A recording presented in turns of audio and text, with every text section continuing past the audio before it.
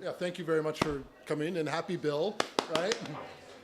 Yeah, so my name is Andrew McGregor, and we're going to start off with an origin story of my own. So about 8 years ago, I guess by now, I visited the Auschwitz concentration camp, Auschwitz-Birkenau concentration camp in Poland. And one of the things that struck me is that there are these two photos in the museum there that were taken by the prisoners themselves. And these, so this photograph really haunted me beyond its horribleness, because what if the Holocaust had been erased, right? Like, what if World War II had been slightly different? Then this great crime and this tragedy would have been erased from history. And then I was a grad student at journalism at USC's journalism school at the time, and I was just like, well, now we have YouTube and like Skype and like, but journalism, there's still these ongoing genocides. So how can you have YouTube and genocide at the same time in human history? I'm like, genocide itself is horrible enough, but like now there's really no reason we can't connect and help each other and use the good joy of the World Wide Web. So, inspired by this photograph, I started this organization with a couple of dear friends, and it's called the Tiziano Project. It's named after my journalism hero, Tiziano Terzani, who's an Italian. Please read his books, they're fantastic. Most of them are translated in English. But basically, what we do is we teach journalism to people living in places. We started in Rwanda, and then from Rwanda, I started teaching journalism in refugee camps in Congo. And something remarkable happened to that it worked, but also that there's an intrinsic veracity to visual storytelling, which is now possible. And so our students in Congo were actually, Congo's a long, ongoing, horrible war, but when the violence flared up again, our students were able to get to CNN right away, almost in like minutes, and it would have taken like a week, 5 years ago without this resource there.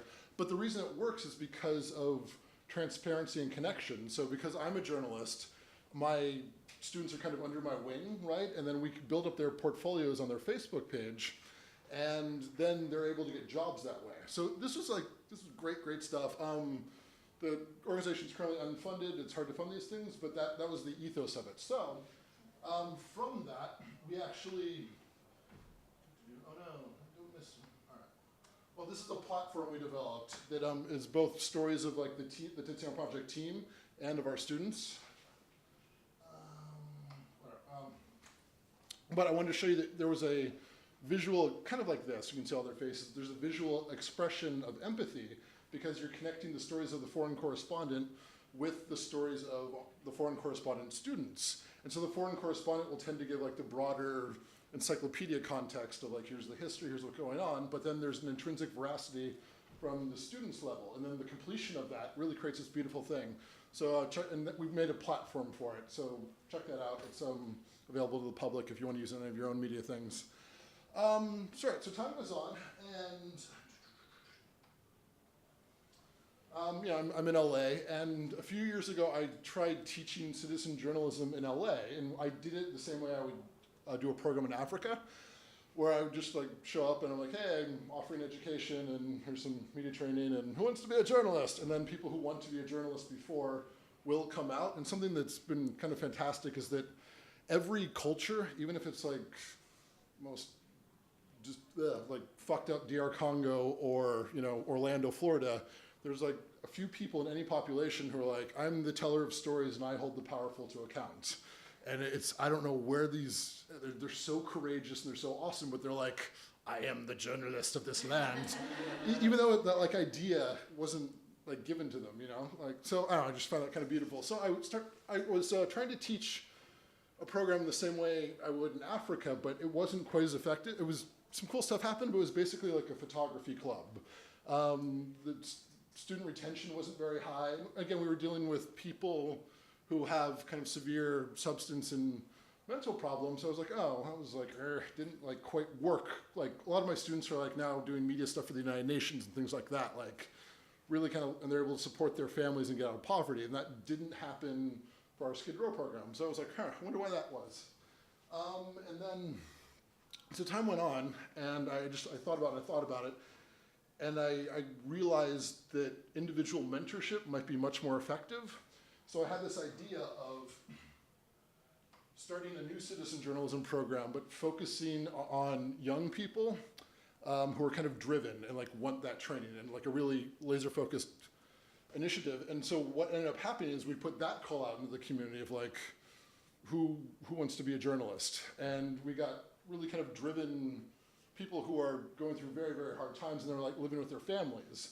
And so it was this whole kind of invisible poor, instead of kind of the I'm insane and have drug problems skid row, but there's also this invisible poor population that exists.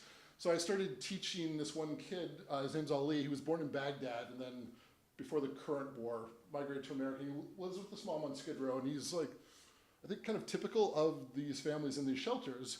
And so I started to teach him, but then I went to USC's journalism school, and they have a website called Neon Tommy.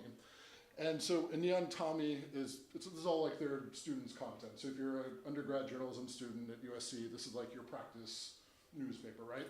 And I was like, yo, guys, can we do a little content distribution thing here? Like, you're located near Skid Row, and they're like, yeah, we love this.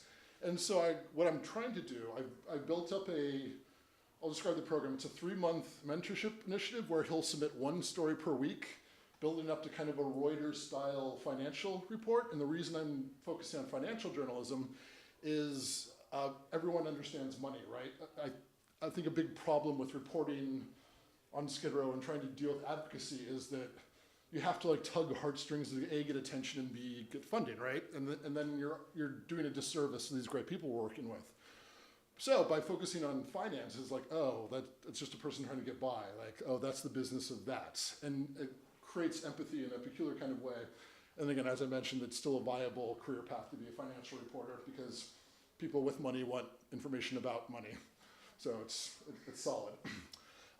So yeah, I took that, and I'm also doing it all on mobile phones, because if you literally have a news bureau in your pocket. And that was something I kind of learned from Congo. It was so hard to get the equipment in, but now that's not even necessary. You just have to know the resources that are available. That's part of it. Like the internet's almost like an ether, like, oh, I can get scholarships by plugging things into the ether, but when you're in that impoverished situation, you don't know that there's like I just learned about an unused UCLA scholarship dedicated to Skid Row denizens. And like they're like, we can't give it away. And like the Skid Row people are like, you mean someone made $200,000 for me? You just don't really believe that. But when you start connecting people with this technology, with this smartphone, opportunities like this arise. So it's a 3-month mentorship initiative, 1 story a week. USC will blast it out, and that gives him A, connection to USC and those scholarship opportunities, and B, a real career advancement, right? Because he's already been published here. So this will serve as his portfolio. So if he wants to work for the LA Times, he'll be like, oh, here are my 12 stories from USC's website. And he's almost on equal footing as a USC grad at that point. Because journalism, like if you can do it, you can do it. And there might be that little like, hey, take my former student nudge that would give a USC grad an advantage, but it's not a significant one in this case. So that's some of what I do and how I came to do it. I really believe that education and media can lift people out of poverty, and my personal standard is, can someone support their family? And I've had a lot of students who've gone on to meet that standard, and it's again, just doing what I've described here of mentorship and connecting. And thank you for listening.